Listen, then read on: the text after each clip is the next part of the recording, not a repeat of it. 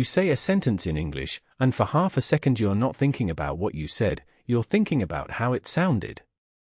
Did that vowel come out wrong? Did they notice? That tiny flinch is familiar to almost every non-native speaker. But here's the strange part, the person you're talking to almost never remembers it the way you do. Let's start with the first insight. Research on spoken language consistently finds that listeners process meaning first and accent second, if they even register it consciously at all. Your brain, when you're the speaker, is doing the opposite. You're monitoring your own voice in real time, so every imperfect sound feels loud and obvious to you. To everyone else, it's just background texture around the actual message. Think about the last time you talked to someone with a strong accent in your own language. Can you even remember exactly how they pronounce most of their words? Probably not. What you remember is whether the conversation was interesting, whether they were funny, whether they answered your question. The accent fades into the background within minutes because attention naturally moves toward content. Now the second insight, and this one flips the whole fear on its head. An accent is proof that you speak more than one language.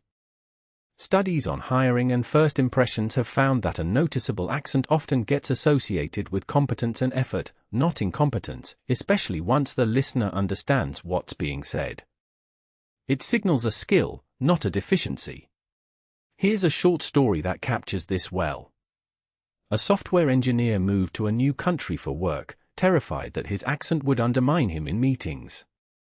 Months later, a colleague admitted she'd always assumed he was one of the sharpest people on the team, and had genuinely never thought about his accent at all.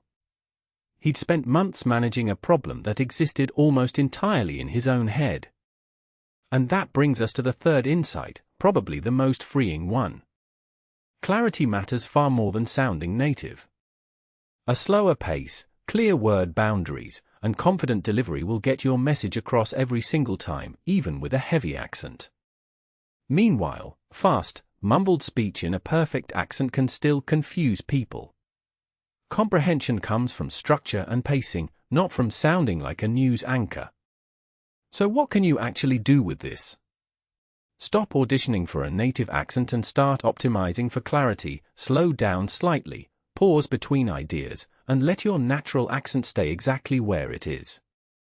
The moment you stop performing your voice and start just using it, people stop hearing the accent and start hearing you.